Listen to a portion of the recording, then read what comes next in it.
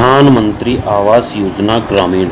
इस योजना के तहत आप अपना रजिस्ट्रेशन या लाभार्थी या हितग्राही बेनिफिशियरी जो भी है वो अपना रजिस्ट्रेशन किस प्रकार से कर सकते हैं, उसके लिए उसे क्या क्या करना होता है, ये आज हम आपको बताएंगे। एक बात आपको यहाँ पे स्पष्ट करना चाहते हैं कि डायरेक्ट कोई भी लाभार्थी बिना किसी आईडी पासवर्ड के यहाँ पर रजिस्ट्रेशन नहीं कर सकता है। या तो ग्राम पंचायत रजिस्ट्रेशन कर सकती है या ब्लॉक ऑफिस कर सकता है, लेकिन फिर भी आपको ये जानकारी होना बहुत ही आवश्यक है कि रजिस्ट्रेशन के लिए क्या क्या चीज़ें, क्या क्या डॉक्यूमेंट्स की आवश्यकता होती है और क्या क्या प्रोसेस से हमें गुजरना पड़ता है। इससे पहले आपको एक जानकारी हम यहाँ पर दे रहे हैं जिसमें हम ये बताना चाहते हैं आपको कि आपकी पात्रता का आकलन आप कर सकते हैं। उसके लिए हमने एक वीडियो बनाया था जिसका लिंक आपको डिस्क्रिप्शन में भी है और ऊपर आई बटन में भी आपको मिल जाएगा। इसके साथ ही आपको ये भी हमने बताया है कि आपको क्या क्या इस योजना के माध्यम से लाभ मिल सकते हैं और अन्य योजनाओं का साथ आपको इसमें क्या क्या प्राथमिकताएं मिल सकती है।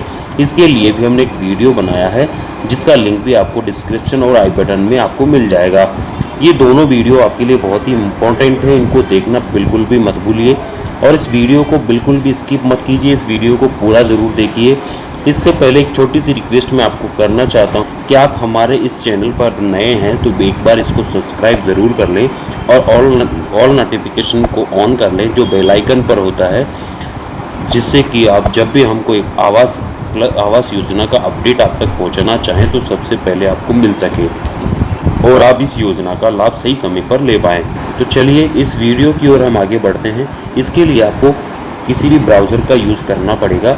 इसके लिए मैं यहाँ पर मोबाइल से कर रहा हूँ, गूगल ब्राउज़र का यूज़ मैं यहाँ पे कर रहा हूँ। यहाँ पर एड्रेस बार में आपको जाना होगा। एड्रेस बार में जाने के बाद आपको यहाँ पे PMAYZ.NIC.in आपको यहाँ पर करके और यहाँ से आपको गो कर देना है। अगर आप कंप्यूटर में हैं तो भी आपको यही करना है, आप मोबाइल में कर रहे हैं तो भी यही करना है। इसके बाद आपको यहाँ पर इस तरह का कोरोना नोटिफिकेशन आपको यहाँ पर मिल जाएगा। ये कोरोना नोटिफिकेशन आपको यहाँ से क्रॉस कर देना है।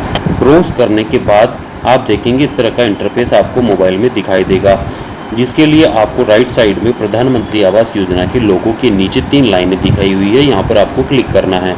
ये जो मेनू आपको दिखाई दे रहे हैं, अगर आप कंप्यूटर लैपटॉप पे काम कर रहे हैं तो ये यहाँ पर आपको दिखाई देंगे। आपको यहाँ पर जाकर के यहाँ पर आवास सॉफ्ट पे आपको क्लिक करना है। आवास सॉफ्ट पे जैसे ही आप क्लिक करेंगे यहाँ पर इतने ऑप्शन होंगे, इनमें आपको डाटा एंट्री पर क्लिक करना है। डाटा एंट्री पर क्लिक करने के साथ ही आपको एक लॉगिन का ऑप्शन आपको यहाँ पर मिल जाता है। लॉगिन के ऑप्शन में देखिए 3 ऑप्शन आपके पास है, MIS डाटा एंट्री, वो FTO data entry, verify mobile photo और लास्ट में है डाटा एंट्री फॉर आवास प्लस। आपको यहाँ पर करना है MIS डाटा एंट्री में। जैसे आप MIS एंट्री करते हैं, इसके लिए आपको पंजीकरण की फ़ोटो वेरिफिकेशन की अच्छी स्पीड के लिए न्यू सर्वर लॉगिन करें। इसके लिए आपको नए सर्वर पर लॉगिन करना होगा। एग्जिटिंग सर्वर करने के जैसे ही आप करेंगे यहाँ पर आपको वर्ष सेलेक्ट करना होता है। तो यहाँ पर आपको नया वर्ष लेना है 2021। 2021 जैसे ही आप सेलेक्ट करते हैं आपको यहाँ पर यूज़र नेम और ID पासवर्ड यहाँ पर डालने होते हैं। यूज़र नेम ID पासवर्ड, यहाँ पर यूज़र नेम होगा, यहाँ पर यहाँ पर पासवर्ड होगा और यहाँ पर इसका जो आपको कैप्चा दिया हुआ है वो ऐसा का ऐसा ही आपको टाइप करना होगा। तो आपको मैं अपने ID पासवर्ड यहाँ पर शो नहीं कर सकता हूँ, इसलिए आपको मैं लॉगिन करके आपको मिलता हूँ।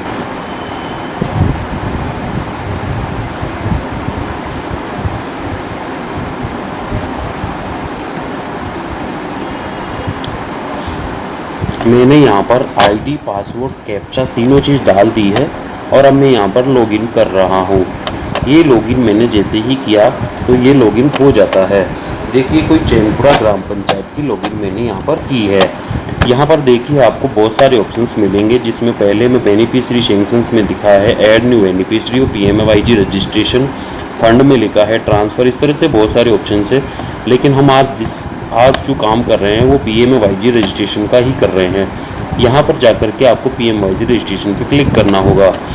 क्लिक करने के बाद जैसे ही आप क्लिक करेंगे इस तरह का इंटरफेस आपके सामने आएगा, जिसमें निवाई राजस्थान सब कुछ लिखा हुआ है। ये मेरा स्टेट है और मैं निवाई ब्लॉक से बिलोंग करता हूँ, टोंक डिस्ट्रिक्ट से बिलोंग करता हूँ। टोटल रजिस्ट्रेशन अब तक यहाँ पर 2475 हो चुके हैं, इस तरह से टोटल है।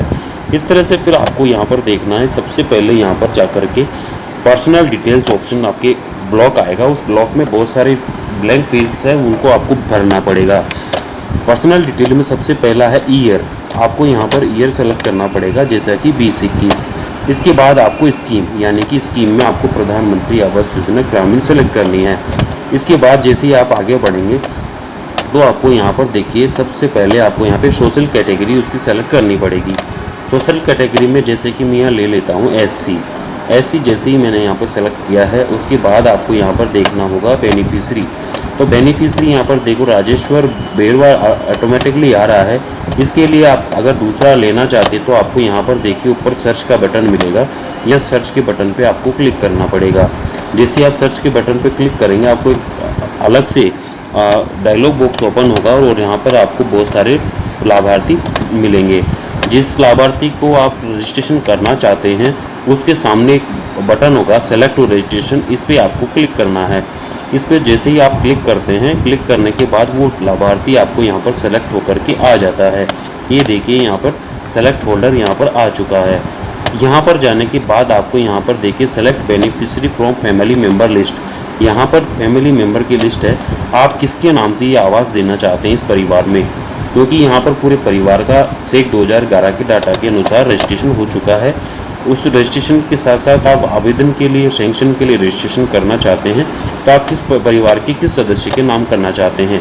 जैसा कि मैं यहाँ पर अशोक ढोली के नाम से ही करना चाहता हूँ, जो मुखिया है उसी के नाम से मैं करना चाहता हूँ। इसको मैं यहाँ से सेलेक्ट करता हूँ। उसके बाद आपको इसका जेंडर सेलेक्ट करना पड़ेगा कि ये जेंडर क्या है। इसकी जेंडर आपको यहाँ से सेलेक्ट करनी पड़ेगी, मेल फीमेल या ट्रांसजेंडर। तो इसके लिए ट्रांसजेंडर नहीं है, यहाँ पर आपको मेल मैंने यहाँ पर किया है। देखिए हम यहाँ पर इसकी पर्सनल डिटेल चल रही है। इसके बाद ऑनरशिप आपको यहाँ पर देखनी है, क्योंकि कौन ऑनरशिप है, जॉइंट है, हस्बैंड वाइफ है, ये क्या है, ये सेलेक्ट आपको यहाँ पर इसकी ऑनरशिप मेन करनी है। हस्बैंड वाइफ भी आप कर सकते हैं, इसमें कोई दिक्कत वाली बात नहीं है। इसके साथ अब आगे चलते हैं। अब देखिए यहाँ पर आपको इसका आधार नंबर आपको फीड करना पड़ेगा, जो कि मैं यहाँ पर कर देता हूँ। जो भी आधार है इसका, वो जो मैं आधार फीड कर देता हूँ। देखिए मैं यहाँ पर आपको आधार फीड करके दिखा रहा हूँ, लेकिन जो मैं आधार फीड कर रहा हूँ या जो फॉर्म में फीड कर रहा हूँ या जो डाटा मैं आपको फीड कर रहा हूँ, ये केवल आपको बताने के लिए है, ना कि किसी भी तरह की किसी भी ओरिजिनल रजिस्ट्रेशन के हिसाब से मैं आपको करके बता रहा हूँ। मैं यहाँ पर आधार नंबर फीड कर देता हूँ। ये मैंने आधार नंबर इसका फीड कर दिया है, ये हो गया है। इसके बाद कन्फर्म आधार आपको यहाँ पर करना है कि आपने ऊपर जो आधार नंबर फीड किए हैं वो क्या किए हैं। इसके लिए आपको एक चीज़ करनी होगी कि आप पहले नीचे आधार नंबर आप आराम से फीड कर लें। देखिए ये मैंने फीड कर दिया है और ये फीड कर लें, ये हो गया है। अब यही नंबर आपको ऊपर मिलाना है।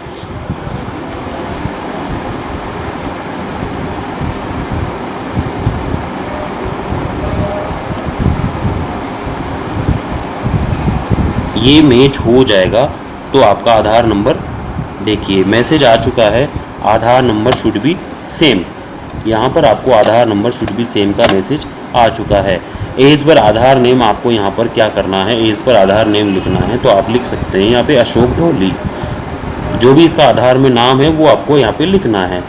जैसे ही आप ये लिख देते हैं ये इस तरह से आपको यहाँ पे आ जाएगा। उसके बाद देखिए आपको यहाँ पर फॉर्म सेलेक्ट करना पड़ेगा। यदि आप कंप्यूटर में कर रहे हैं तो यहाँ पे क्लिक करने के बाद आपको ब्राउज़र ओपन होगा। मैं मोबाइल में कर रहा हूँ इसलिए फाइल मैनेजर से मैं कर रहा हूँ। ये मोबाइल में अगर आप करेंगे तो ये चीज़ें आपको PDF में जैसे कि मेरे डाउनलोड में पड़ी है अशोक ढोली में, इस फाइल को अपलोड कर देता हूँ। फिर देखिए यहाँ पे डिसेबिलिटी का ऑप्शन है, आपको यहाँ पे करना है येस और नो, इसको नो करना है। कुछ चीज़ें हैं यहाँ पे टाइप ऑफ डिसेबिलिटी, तो डिसेबिलिटी के अकॉर्डिंग टू इसको चलाना है। अगर डिसेबिलिटी होती तो आप इनको इसकी रेट आप यहाँ पे फिक्स कर सकते थे।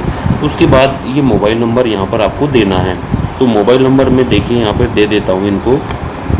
ये मोबाइल नंबर मैंने यहाँ पर दे दिया है। ये मोबाइल नंबर के बाद अब आप देखेंगे कि आगे यहाँ पर इसका जो whether any number suffering from, तो ये यहाँ पर आपको यहाँ पे नॉन करना है। ये किसी भी तरह की यहाँ पर आपको इसको किसी भी तरह से उसको किसी भी बीमारी से ये बीमार नहीं है, ये आपको यहाँ पर दिखाया हुआ है। यदि कोई भी विशेष रूप से बीमार है तो आपको यहाँ पे दिखाना है। ये चीज़ें आपकी पर्सनल डिटेल में होगी, जो कि आपको कंप्यूटर स्क्रीन पे भी और मोबाइल की स्क्रीन पर भी पूरी तरह से अच्छी तरह से दिखाई दे रही है। अब चलते हैं आगे इसकी बैंक डिटेल की ओर। बैंक डिटेल में आपको सबसे पहले बैंक और पोस्ट ऑफिस यानी कि बैंक लेना होगा। बैंक कौन सा है, ज़्यादातर बैंक कॉमर्शियल ही होते हैं, तो बैंक कॉमर्शियल मैंने यहाँ पर लिया है। फिर यहाँ पर बैंक आपको सेलेक्ट करते समय बिल्कुल ध्यान रखना है कि बैंक कौन सा है। मैंने यहाँ पर लिया है स्टेट बैंक ऑफ इंडिया। मैं यहाँ पर स्टेट बैंक ऑफ इंडिया लेना चाहता हूँ, तो ये स्टेट बैंक ऑफ इंडिया मैंने यहाँ पे सेलेक्ट कर लिया है। फिर देखिए उसकी ब्रांच, ये सेलेक्ट करते समय आपको बहुत ही ध्यान रखना है कि कहीं ना कहीं ऐसा नहीं हो जाए कि आपको कहीं पर बैंक की ब्रांच सेलेक्ट करने में कोई चूक हो जाए। इसलिए आपको बैंक की ब्रांच बहुत ही ध्यान से सेलेक्ट करनी है। यहाँ पर देखिए जयपुर की main branch, Jaipur main branch जो है उसको हमने यहाँ पे सेलेक्ट की है। सेलेक्ट करने के बाद देखिए बैंक डिटेल हमने यहाँ पर कॉमर्शियल बैंक SBI बैंक की बैंक ब्रांच ले ली है। अब यहाँ पर आपको अकाउंट नंबर डालना है। अकाउंट नंबर डालने के लिए भी आपको देखिए कि 2 तरीके हैं। एक तो देखिए यहाँ पर कंफर्म आपको करना है, तो पहले अकाउंट नंबर आप यहाँ पे डाल सकते हैं।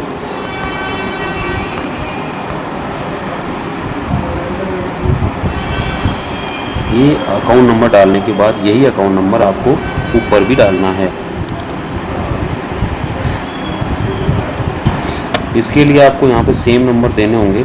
इसके लिए देखिए आपको बहुत ध्यान से नंबर रखना पड़ेगा, क्योंकि अगर नंबर मिस्टेक हो चुकी है तो समझ लीजिए कि अकाउंट में जो पैसा जाना है वो भी आपका ठीक नहीं जा पाएगा। इसके बाद आपके पास यहाँ पर देखिए ये नंबर हमने डाल दिया है, और ये नंबर हम नीचे भी डाल देते हैं।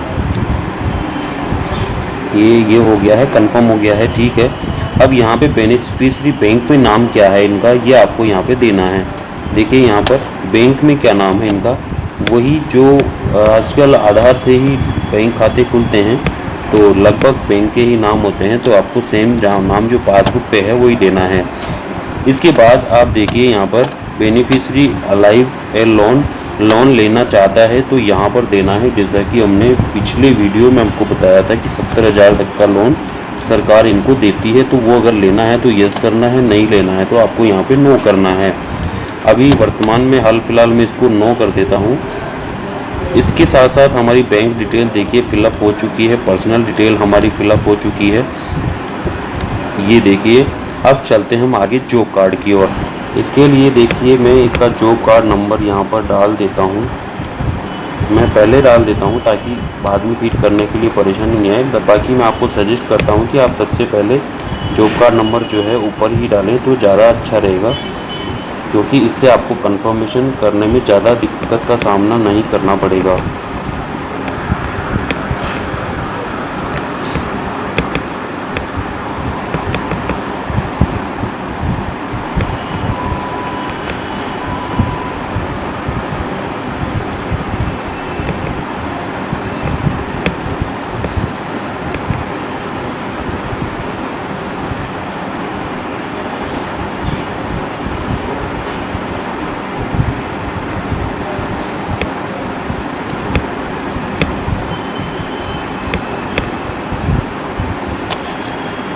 ये देखिए हमने यहाँ पर इसका बैंक जॉब कार्ड डाल दिया है। फिर SBM का नंबर भी आप यहाँ पे दे सकते हैं।